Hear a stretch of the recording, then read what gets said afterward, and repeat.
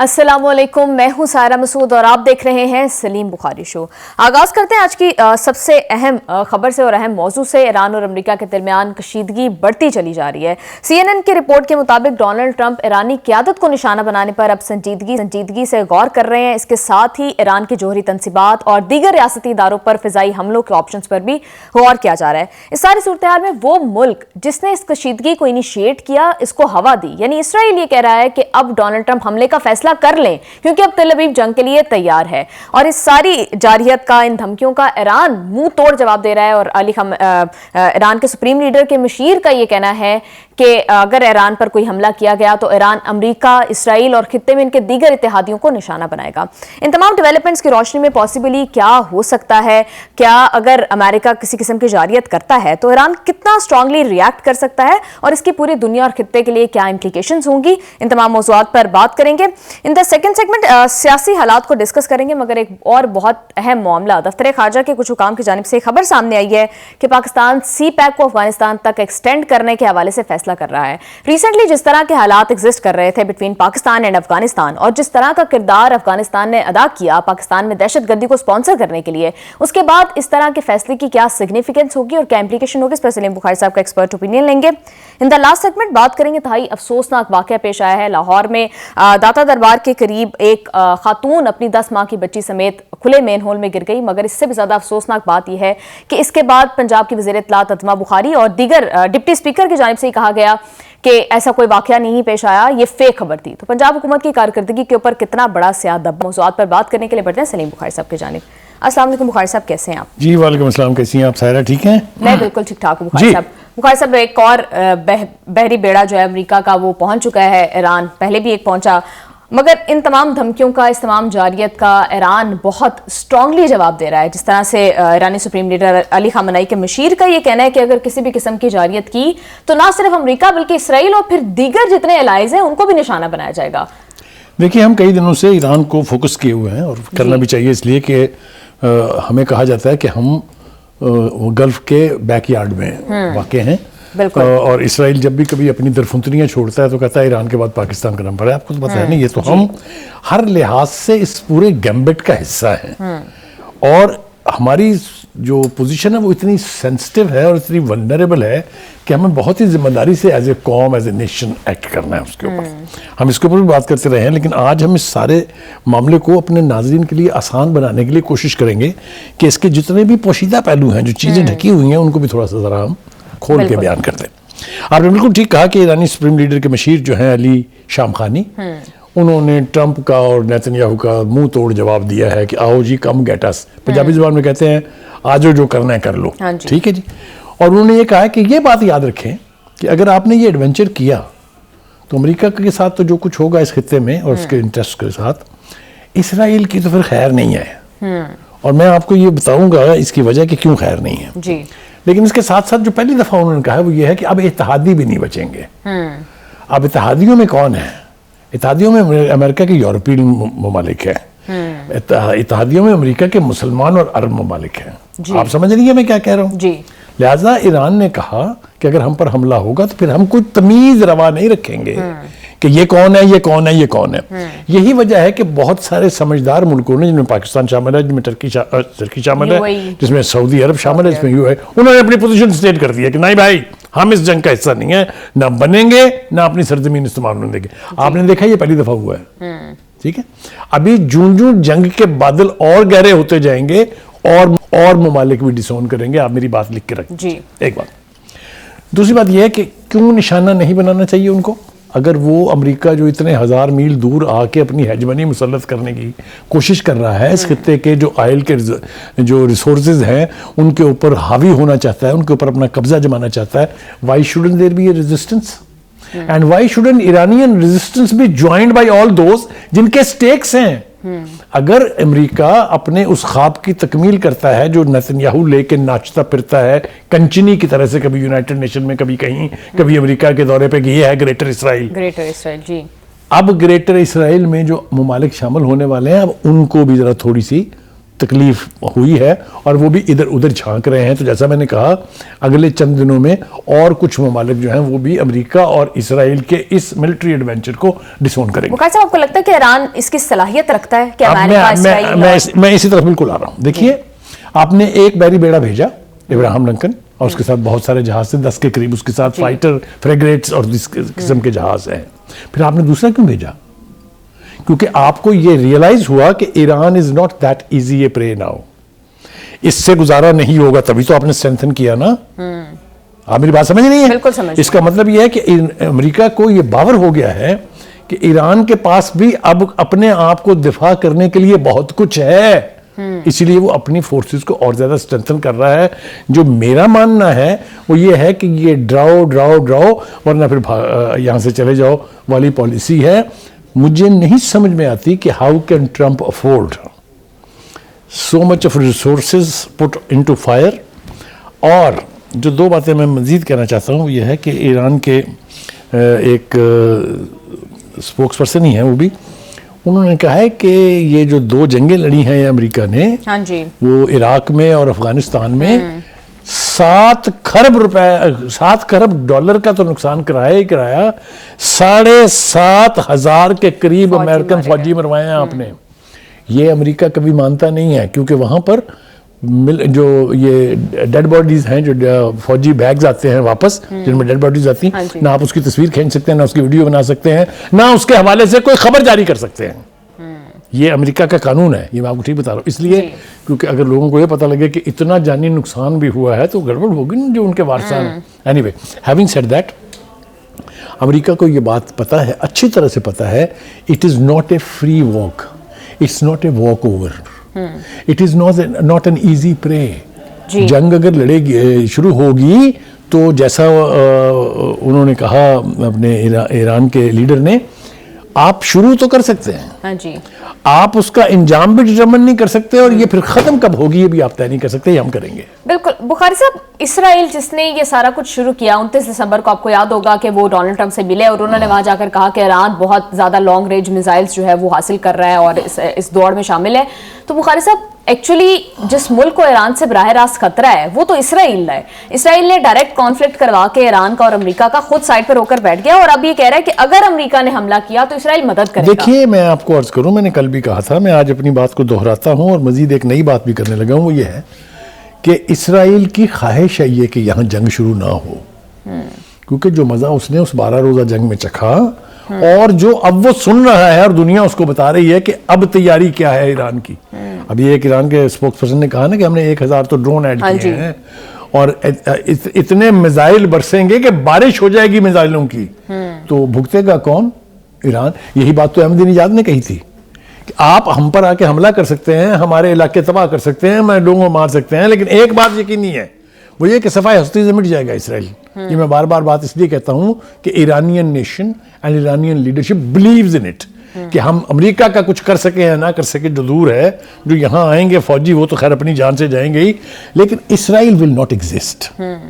اب یہ بات جو ہے اسرائیل کو بھی تھوڑی تھوڑی سمجھ اس لیے آنے لگی ہے کہ پہلی دفعہ انہوں نے جنگ کا مزہ چکھا ہے. وہ تو جنگ لڑتے تھے فلسطینی علاقوں میں, عربوں کے علاقوں میں, مسلمان ممالک کے اوپر. انہوں نے جنگ اپنے گھر میں تو پہلی دفعہ دیکھی ہے, اور جو حال ان کا ہوا ہے, میں آپ کو حلفاً کہتا ہوں کہ میں نے جو 2 تصویریں دیکھی اپنی آنکھوں سے, مجھے غزہ اور تل ابیب میں کچھ زیادہ فرق نظر نہیں آیا, اور جو فرق رہ گیا تھا وہ اس دفعہ مٹ جائے گا. Anyway, having said that, ذرا تفصیل سے میرے خیال سے شروع کرتے ہیں اس کو. کچھ لوگوں کا خیال یہ ہے کہ چونکہ اب ملٹری مائٹ بڑھ گئی ہے اس خطے میں امریکہ کی, لہذا امریکہ شیر ہو گیا ہے, اور ٹرمپ جو ہے وہ ذرا تھوڑی اونچی بڑھ کے مارنے لگ گئے ہیں. لیکن یہ بات یاد رکھیے, جس طرح ہم نے کل بھی بتایا تھا, کہ اس سے ڈرنے کی بجائے ایران نے وہاں فوجی مشقوں کا اعلان کر دیا ہے اور نوٹم جاری کر دی. نوٹم از اے فارمل اصطلاح ہے یہ جنگ کے دوران, which means a serious notification, which doesn't mean a joke. نوٹم جاری ہے, اور انہوں نے کہا ہے کہ any vessel, any ship, any carrier enters into Iranian waters will be shot at.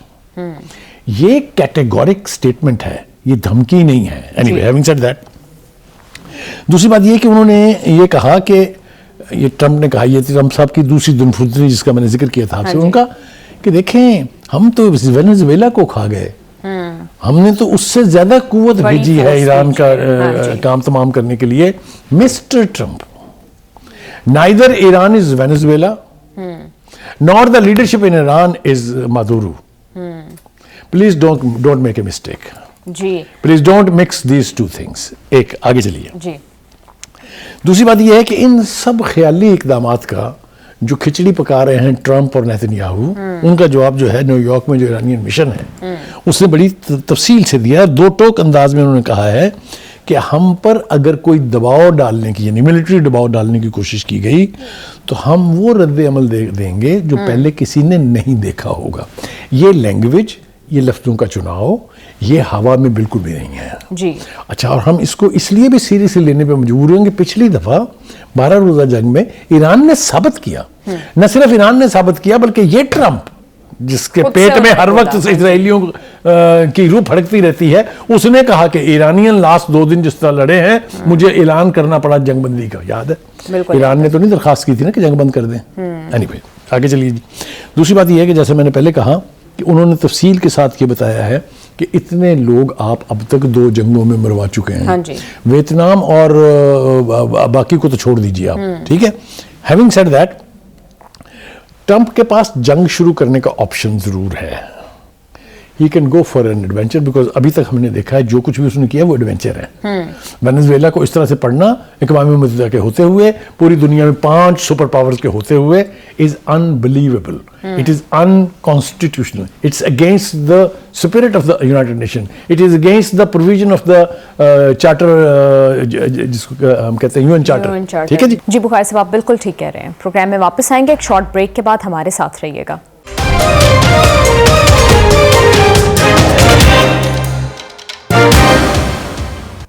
Welcome back to the show. Trump کے پاس جنگ شروع کرنے کا آپشن تو موجود ہے. CNN کی رپورٹ بھی یہ کہہ رہی ہے کہ ٹرمپ جو ہے وہ ایرانی قیادت کو نشانہ بنانے پر غور کر رہے ہیں اور ان کے ریاستی اداروں پر فضائی حملے کرنے کے آپشن پر جو ہے وہ غور و خوض چل رہا ہے.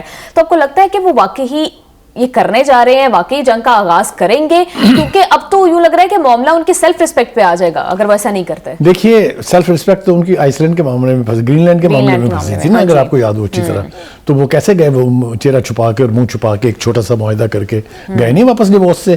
ڈیوورس کی ان کی تقریر کی ذرا لب و لہجہ اور گفتگو تو ریکال کر کے دیکھیں کس طرح منہ چھپا کے, میں تو کہتا ہوں منہ چھپا کے گئے ہیں وہ. He had no face to show his nation کہ جو بڑھ کے آپ مار کے آئے تھے اس کے بعد آپ نے کیا کیا. اب چڑھائی کی انہوں نے گرین لینڈ پہ, اب وہ پڑھے ڈنمارک کو نہیں پڑھے نا, کیونکہ انہوں نے بتا کہ آسان حلوہ نہیں ہے. آگے چلتے ہیں. دیکھیے مذاکرات کے نام پر اور پیشگی شرائط کے ساتھ بات چیت کیسے آگے بڑھ سکتی ہے. آپ نے 4 شرائط انہیں دے دی ہیں جن میں سے ایک بھی ایران کے لیے ایکسیپٹیبل نہیں ہے. تو how do you think the مذاکرات جو ہے دے ول پروسیڈ. دوسری بات یہ ہے کہ جب آپ پیشگی شرائط لگاتے ہیں, جب آپ جنگ کی دھمکی دیتے ہیں, تو اس کا مطلب یہ ہے کہ آپ اپنی مرضی مسلط کرنا چاہتے ہیں. ایران کا سٹانس یہ ہے کہ ہم احکامات کو کسی طرح مذاکرات ماننے پر آمادہ نہیں ہیں. اصطلاح دیکھیں کیا ہے. ٹھیک ہے جی, آگے چلیے جناب. چانسلر ہیں جرمن کے ایک, جی انہوں نے منہ کھولا ہے, پٹ پٹ کرنے کی لوگوں کو عادت ہوتی ہے. وہ فرماتے ہیں, اور انہوں نے اپنے آپ کو نمک حلال ثابت کرنے کی کوشش کی ہے ٹرمپ کے سامنے.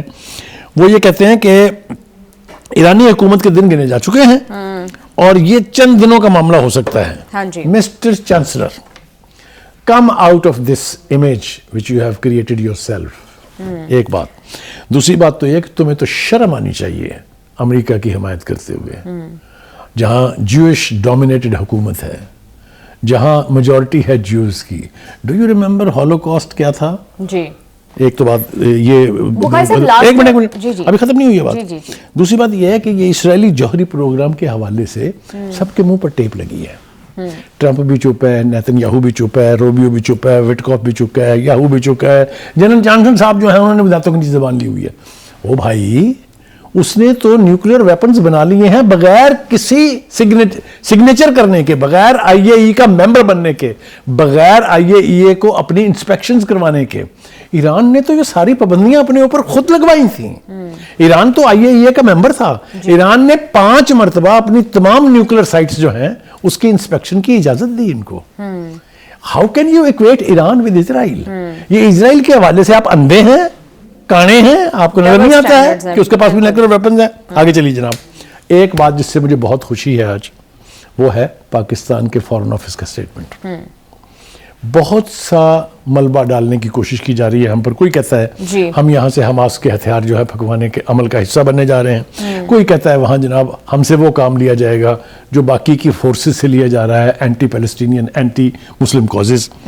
انہوں نے ایک تو جو ہمارا روایتی موقف ہے فلسطین کے حوالے سے اور غزہ کے حوالے سے, اس کو نہ صرف دہرا دیا ہے بلکہ انہوں نے کہا کہ پاکستان کسی صورت, کیٹیگورک سٹیٹمنٹ, پاکستان کسی صورت ابراہیم معاہدے کا حصہ نہیں بنے گا. نمبر 1. اور نہ یہ کہتے ہیں, بہت دیر سے کہہ رہے ہیں کہ اس کی تو آپشن ہی رولڈ آؤٹ ہے, اور نہ ہی بین الاقوامی استحکام فورس کا حصہ بننے کا کوئی فیصلہ ہوا ہے ابھی تک. تو دو بڑی باتیں. ایک یہ کہ کہا جا رہا تھا کہ یہ جو سارا بورڈ آف پیس ہے یہ ہے اسرائیل کو تسلیم کروانے کے لیے اور یہ ابراہیم ایکارڈ کا حصہ بنے گا. یاد ہے نا آپ کو؟ انہوں نے کہا یہ تو ہونے جا ہی نہیں رہا, کوئی سوال ہی پیدا نہیں ہوتا. اور دوسرا یہ کہ ہم اس فورس کا حصہ بھی نہیں بنیں گے جو پروپیگنڈا کیا جا رہا ہے آج کل کہ پاکستانی فوجی دستے بھیجے گا جو جا کے وہاں حماس کے ساتھ لڑائی کریں گے. ٹھیک ہے جی. آگے جی یہ وضاحت بھی کر دی ہے کہ بورڈ آف پیس میں شمولیت کا مطلب کسی صورت فوجی دستے کمٹ کرنا نہیں ہے, لہذا اس کے بارے میں کوئی ابہام نہیں ہونا چاہیے. اور وہ یہ کہہ رہے ہیں کہ نہ ہی اس کو ابراہیم معاہدے سے جوڑنے کی کوشش کرنی چاہیے. بالکل یہ درست بات نہیں ہے. ہم جنگ بندی کو مستحکم کرنے اور فلسطینیوں کے حق خود ارادیت پر مبنی ایک دیر پا امن قائم کرنے کے حامی ہیں.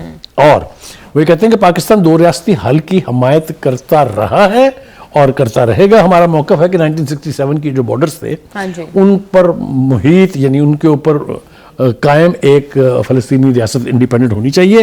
اور ہم دل سے تسلیم کرتے ہیں اور پوری دنیا تسلیم کرتی ہے کہ القدس الشریف جو ہے وہ اس کا کیپٹل ہوگا. جی بخاری صاحب, لاسٹ ایئر جب جنگ ہوئی جون میں اسرائیل نے اٹیک کیا ایران کو, تو اس سے پہلے مذاکرات ہو رہے تھے, اس سے پہلے کسی طرح سے جنگ کا ماحول بنایا گیا تھا اور پھر ایران مذاکرات کے لیے مان گیا.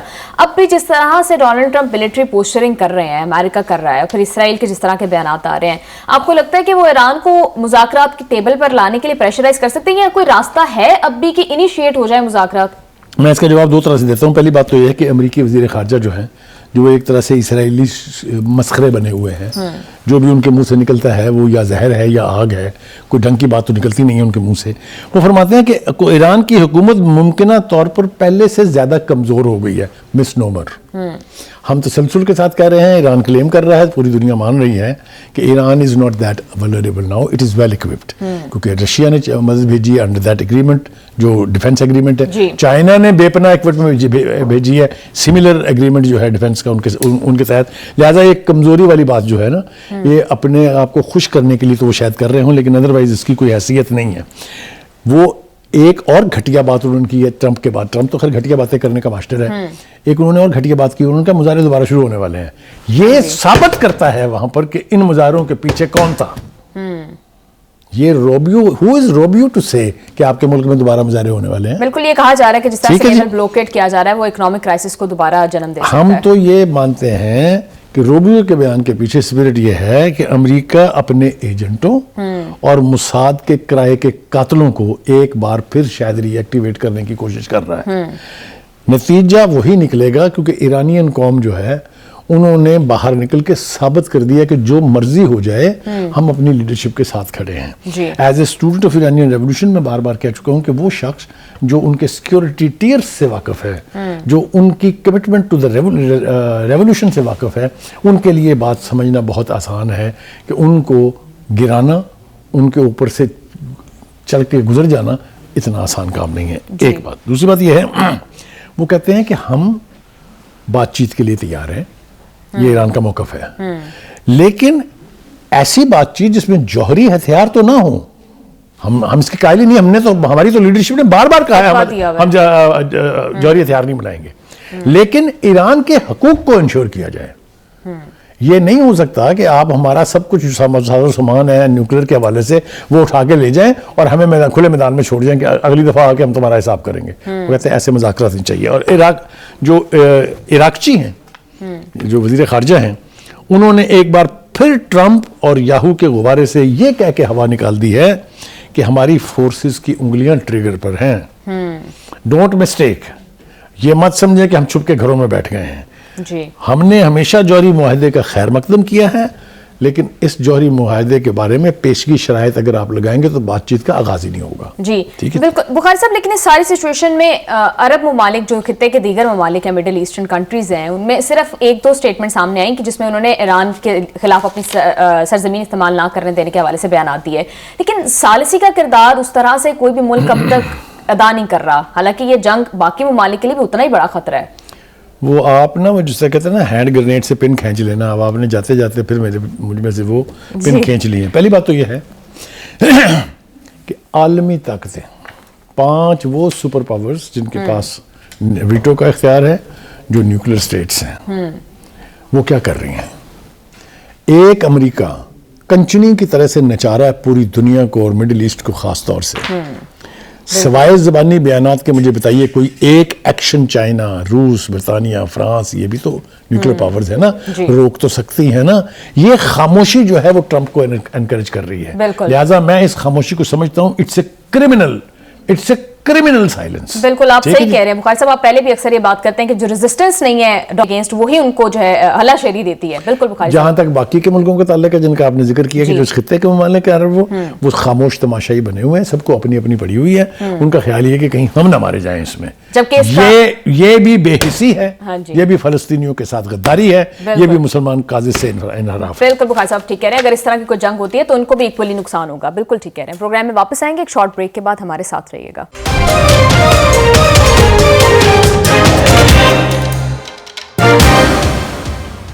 ویلکم بیک ٹو دا شو.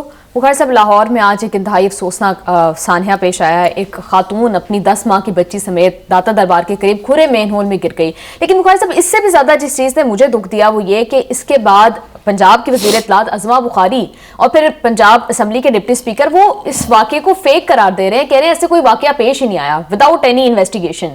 اس معاملے کو کس طرح سے دیکھتے ہیں آپ؟ پہلی بات تو یہ ہے کہ یقینی طور پہ یہ کل رات کا واقعہ ہے.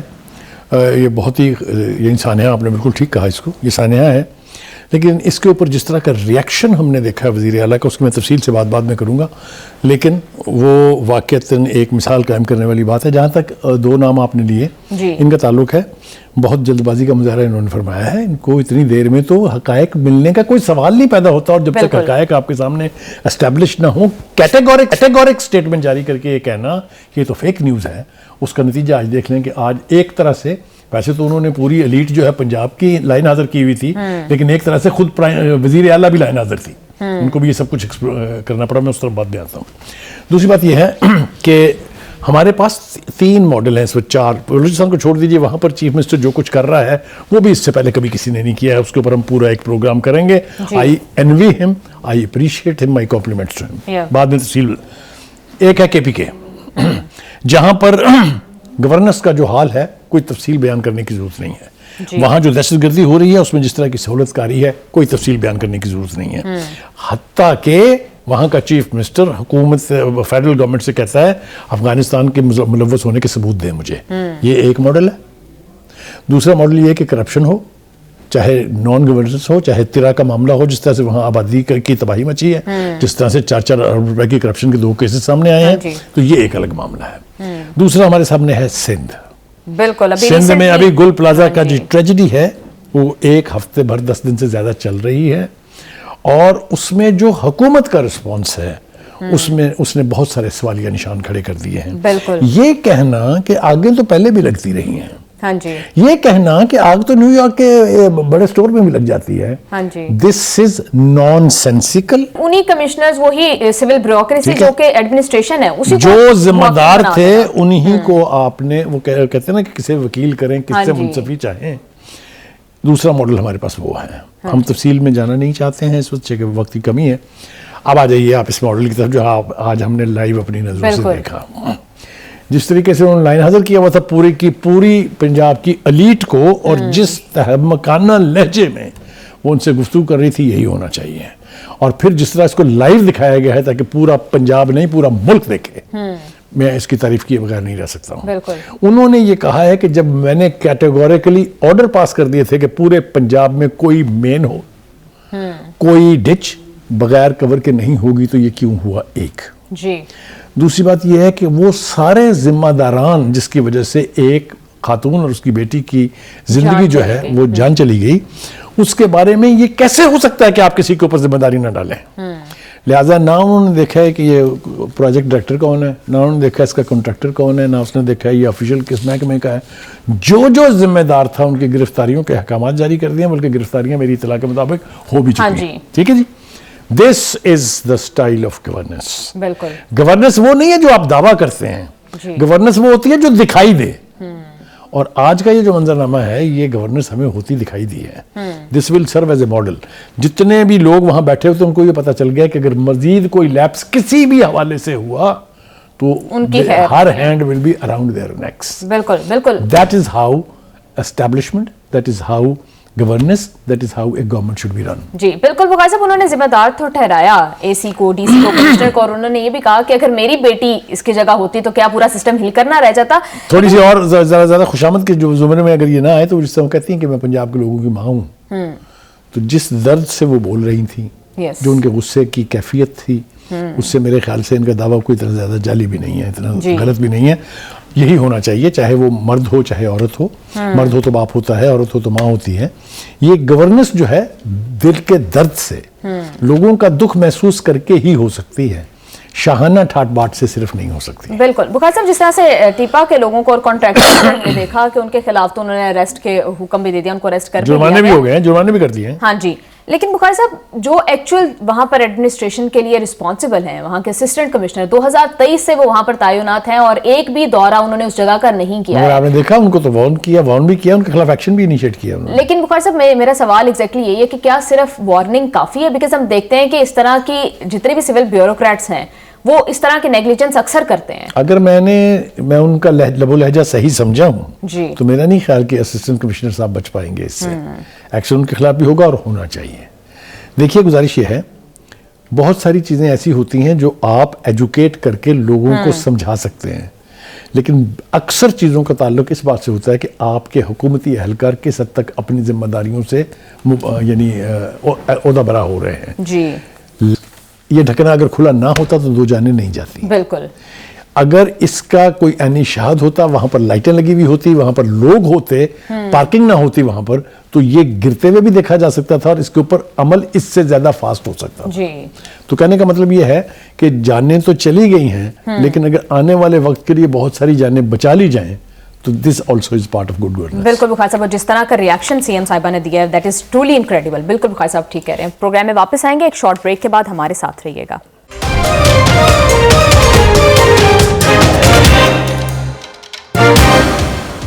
ویلکم بیک ٹو دا شو. وفاقی وزیر اطلاعات عطا تارڑ صاحب کہہ رہے ہیں کہ ہفتے کے دن عمران خان صاحب کو پیمز لے جایا گیا مگر ان کی صحت بالکل ٹھیک ہے. وہ کیا کہہ رہے ہیں ذرا دیکھیے.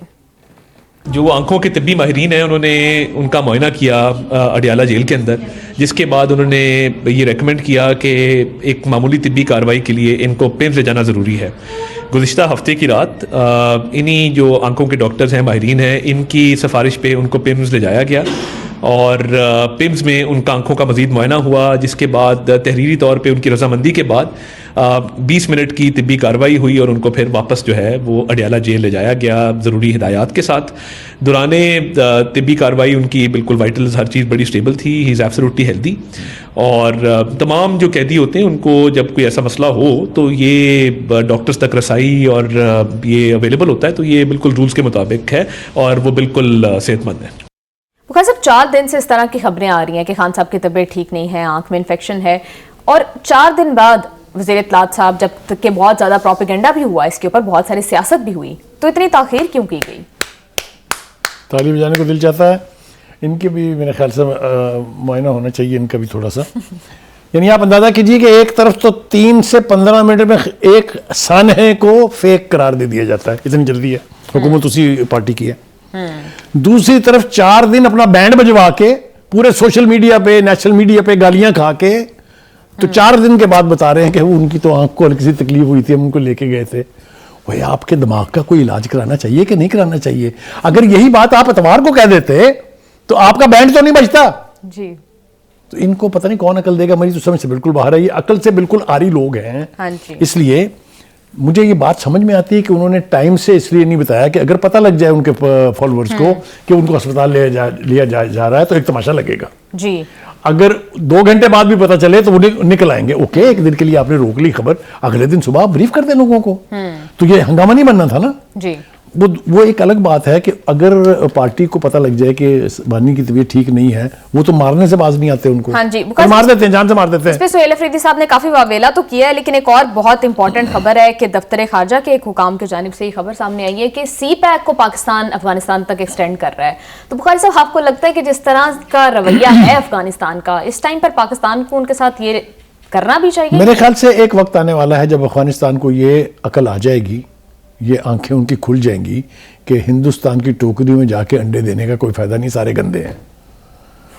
اب آپ کو میں لے جاؤں گا واپس بیجنگ میں وہ ملاقات جس میں ہمارے ڈپٹی پرائم منسٹر اور وزیر خارجہ, ایران اپنے چائنا کے فارن منسٹر اور امیر متقی یہ جو ان کے وزیر خارجہ ہیں افغانستان کے گئے تھے. بڑی ہسٹورک میٹنگ تھی اور اس میں ہم نے اندیا دیا تھا, ہم نے خواہش ظاہر کی تھی کہ افغانستان کو سی پیک کا حصہ بنایا جائے, اور اس کو بڑا وارملی ریسیو کیا گیا تھا کابل میں. لیکن وہ جیسا میں نے کہا نا کہ وہ انڈے دینے کا شوق ہے ان کو, کہیں کہیں جا کے پھدک پھدک کے, تو وہ انڈیا میں ان کے ہوش ٹھکانے اب آ گئے ہیں. ہندوستان وہاں سے آ کے افغانستان کی کوئی مدد نہیں کر سکتا. پیسے دے کے گند کرا سکتا ہے, پیسے دے کے بندے مروا سکتا ہے, پیسے دے کے پاکستان میں تخریب کاری کروا سکتا ہے, اسلحہ دے سکتا ہے, لیکن آ کے ان کی مدد نہیں کر سکتا.